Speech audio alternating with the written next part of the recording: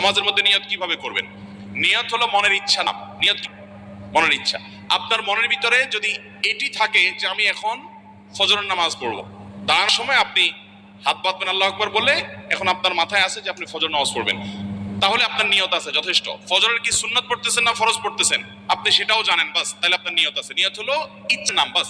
মুখে নাওয়াইতুন বলার কোনো প্রয়োজন, কোরআন হাদিসে কোথাও মুখে এই নিয়ত মনে যেটা আসলে উচ্চারণ করতে নামাজের জন্য নির্দেশ করা হয়, এগুলো বক্তাদি কায়দা ইত্যাদি পাবেন, কোন হাদিসে পাবেন।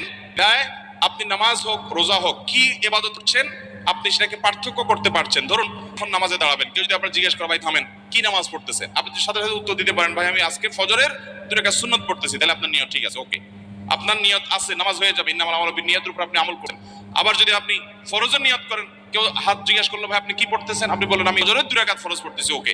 জোহরের সময় আপনি হাত দিয়ে নামাজ পড়তেছেন, কি নামাজ পড়তেছেন?